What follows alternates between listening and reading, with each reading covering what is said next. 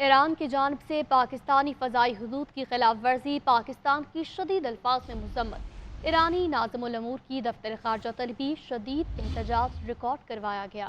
Iran ने पाकिस्तान की फ़ज़ाई हदूद की बिला इश्तिहाल खिलाफ वर्जी की। पाकिस्तान की खुद मुख्तारी की खिलाफ वर्जी नाकाबिल कबूल है। खिलाफ वर्जी के संगीन नताइज निकल सकते हैं। इस अमल के नताइज की तमाम तर जिम्मेदारी ईरान पर आयद होगी। ईरानी हमले में 2 बच्चे जाँ बहक और 3 बच्चियाँ जख्मी हुई।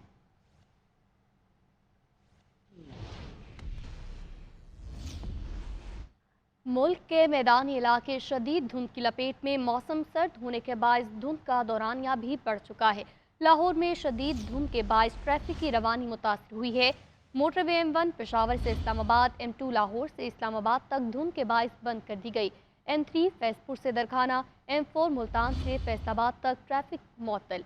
M5 शेरशाह से जाहिर पीर तक गाड़ियों का दाखिला ममनू करार दिया गया। तर्जुमान मोटरवे की शहरियों को धुंध वाली लाइट्स के इस्तेमाल की तलकीन। गैर ज़रूरी सफ़र से गुरेज का मशवरा। मज़ीद सूरत हाल लाहौर से जान लेंगे नुमाइंदा GNN अहमद हसन से। जी अहमद, आगाह कीजिएगा।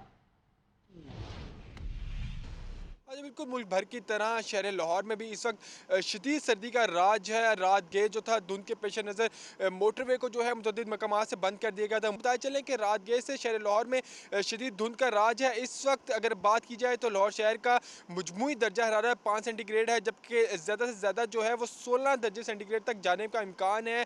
महकमा मौसमियात का कहना है कि इस वक्त शहर में जो है शदीद खुद सर्दी का राज है, जिसकी वजह से जो है धुंध के भी जो है वो डेरे हैं। इस वक्त हद निगाह में भी वाज़िया कमी जो देखने में सामने आ रही है। दूसरी जानिब तिब्बी माहिरीन का कहना है खुद सर्दी के बाईस शहरी जो हैं बड़ी तादाद में नज़ला, खांसी और चेस्ट इन्फेक्शन का जो शिकार हो रहे हैं, जिसके पेश नज़र तिब्बी माहिरीन का कहना है कि शहरी जो है वो गैर ज़रूरी सफ़र से इज्तनाब करें, बाहर निकलते वक्त चेहरे को जो है मुकम्मल तौर पर ढांपें। दूसरी जानिब महकमा मौसमियात का कहना है कि आइंदा 24 से 48 घंटों में बारिश का कोई इम्कान नहीं है। मौसम खुश्क रहेगा, जबकि सर्दी की शिद्दत में इजाफा देखने में सामने आएगा। जी,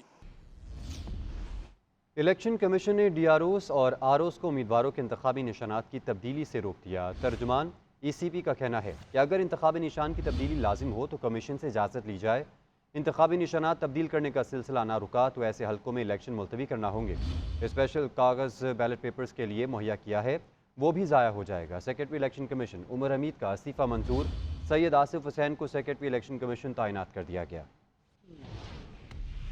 इंतखाबी निशानात की तब्दीली का अमल इलेक्शन के इनकाद के लिए खतरा करार। इलेक्शन कमीशन ने खबरदार कर दिया। इलामिये में बताया कि इलेक्शन कमीशन इंतखाबी निशानात की अलाटमेंट के बाद तीनों प्रिंटिंग कॉरपोरेशंस को बैलेट पेपर्स की छपाई का आर्डर दे चुका है। अगर इंतखाबी निशानात की तब्दीली का अमल जारी रहा तो इलेक्शन में ताखीर का खदशा पैदा हो जाएगा। मजीद कहा गया कि स्पेशल कागज बैलेट पेपर्स के लिए मुहैया है, वो भी जाया हो जाएगा। दूसरी जानब इलेक्शन कमीशन में आला सतह पर अखाड़ पिछाड़। इलेक्शन कमिश्नर बलोचिस्तान एजाज अनवर चौहान को सूबाई इलेक्शन कमिश्नर पंजाब, सूबाई इलेक्शन कमिश्नर पंजाब सईद गुल को DG इलेक्शन विंग और सैयद आसिफ हुसैन को सेक्रेटरी इलेक्शन कमीशन तैनात कर दिया गया। चीफ इलेक्शन कमिश्नर ने साबिक सेक्रेटरी उमर हमीद का इस्तीफा मंजूर कर लिया। उमर हमीद ने खराबी सेहत के बायस इस्तीफा दिया था। दूसरी तरफ एक शख्स को चौथी बार मुसल्लत किया गया तो नुकसान अवाम उठाएंगे। बिलावल भुट्टो जरदारी की नाम लिए बगैर नवाज शरीफ पर तनकीद। नोडेरो में जलसे से खिताब में कहा, नफरत और ज़ाती दुश्मनी की सियासत की वजह से जो हो रहा है बहुत गलत हो रहा है। आज उनके मुखालिफ के साथ जो हो रहा है कल उनके साथ भी यही होगा। अफगानिस्तान के हालात के असरात पाकिस्तान के अवाम भुगत रहे हैं। जब हम काबुल जाकर चाय पी रहे थे तो अंदाज़ा नहीं था कि क्या बोझ उठाना पड़ेगा। क्या आप मुतमिन हो पाकिस्तान की सियासतदानों से, पाकिस्तान की सियासी जमातों से, पाकिस्तान के हुकूमत से? हमने ये फैसला कर लिया था कि जो कुर्बानियां हमारा मुल्क के अवाम ने दिए उस पे कॉम्प्रोमाइज करके दहशत गर्दों से ना सिर्फ बात करेंगे, उनको दावत देंगे कि आए, वापस आए पाकिस्तान, अब बड़े बड़े तादाद में आबाद हो, कराची में बहुत ही जगह है, आप आए इधर। हमने सोचा ही नहीं जब हम काबुल जाके चाय पी रहे थे कि हमारा इस फैसले के नतीजे में पाकिस्तान को क्या बोझ उठाना पड़ेगा। हमारा मुकाबला किसी सियासतदान से नहीं है, हमारा मुकाबला इस महंगाई, गुर्बत और बेरोजगारी से है। मुस्लिम लीग नून की चीफ ऑर्गेनाइजर मरियम नवाज कहती हैं 8 फरवरी को लाहौर में शेर दहाड़ेगा, हम पंजाब और पाकिस्तान की किस्मत बदलेंगे। लाहौर में इंतखाबी रैली के दौरान खिताब करते हुए कहा कि मुस्लिम लीग नून के जाने के बाद लाहौर तो लावारिस हो गया। साबिक हुकूमत ने लाहौर में कोई काम नहीं किया। शेर को जितवाओ वादा है, लाहौर में फिर से तरक्की होगी।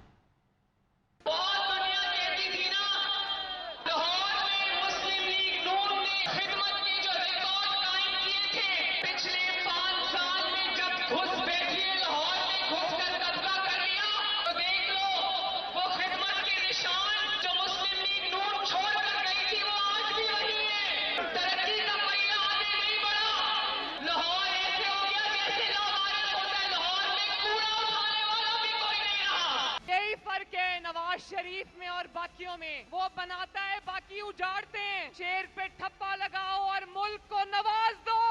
8 फरवरी के बाद तरक्की का पहिया जहां से रुका था वहीं से शुरू करेंगे। 8 फरवरी को लाहौर में कौन आ रहा है? पीटीआई की मुश्किलात कम ना हुई। लाहौर के हल्का पीपी 166 से पीटीआई के उम्मीदवार खालिद गुज्जर गिरफ्तार। पुलिस के मुताबिक खालिद गुज्जर को 9 मई के गुलबर्ग थाने के मुकदमे में गिरफ्तार किया गया। खालिद गुज्जर को कुछ अर्सा कबल जमान पार्क के बाहर जलाओ घेराव के मुकदमे में जमानत मिली थी।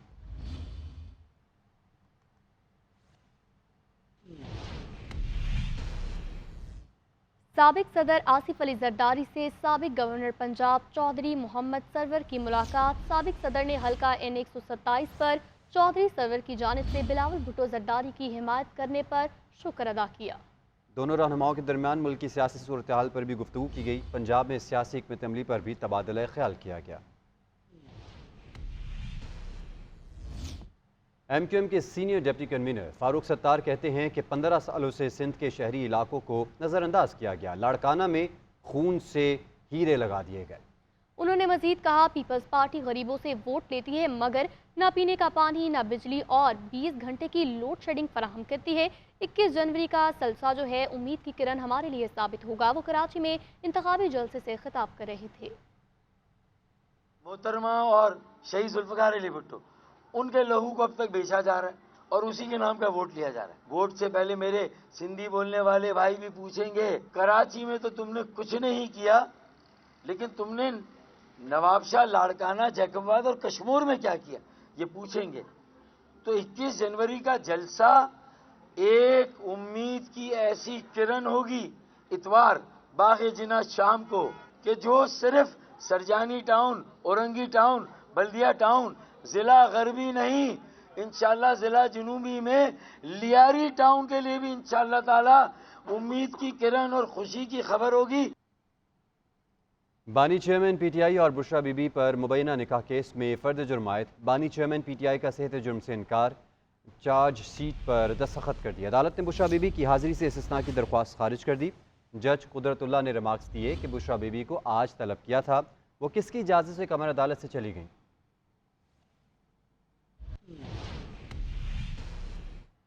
सोशल मीडिया पर सुप्रीम कोर्ट के जजेस के खिलाफ मुहिम वजारत दाखिला ने 6 रुकनी तहकीकाती कमेटी कायम कर दी है। Additional director general cyber crime wing FIA की सरबराही में कमेटी 15 रोज़ में रिपोर्ट जमा करवाएगी। IB, ISI, इस्लामाबाद पुलिस के DIG और PTA का नुमाइंदा भी कमेटी का हिस्सा होगा। कमेटी मुहिम में मुलव्विस जिम्मेदारान का तयन करके ऐसे वाक़यात की रोकथाम के लिए तजावीज़ भी मुरतब करेगी। सांगड़ में नर्सिंग कॉलेज खस्ताहाली का शिकार है। कॉलेज में 200 से ज़ायद तालिबात तालीम हासिल कर रहे हैं, जबकि कॉलेज की इमारत भूत बंगले का मंजर पेश कर रही है। मज़ीद तफसीलात जानेंगे मोहम्मद अली से।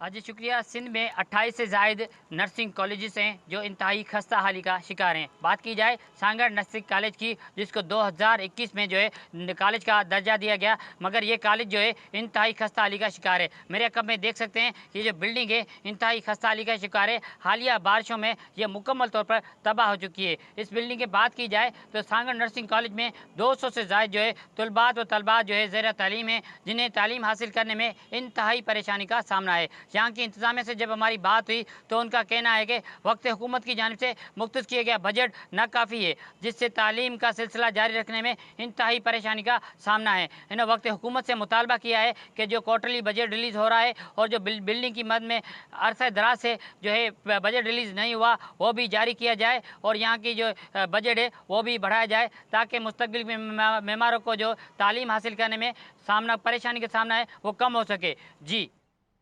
खानपुर में यूरिया खाद 5000 से 5500 तक ब्लैक में फ़रोख्त होने लगी है। फैक्ट्री से आने वाली यूरिया खाद की गाड़ियां मंडी पहुंचने से पहले बाहर से ही ब्लैक में फ़रोख्त हो जाती हैं। मज़ीद जानते हैं काशिफ सुहेल से। बिल्कुल, कानपुर में डीलर्स की तरफ से यूरिया खाद का बहरान पैदा कर दिया गया है। फैक्ट्री से आने वाली यूरिया खाद की गाड़ियां जो है वो मंडी से आने से पहले ही बाहर ब्लैक में फ़रोख्त कर दी जाती हैं।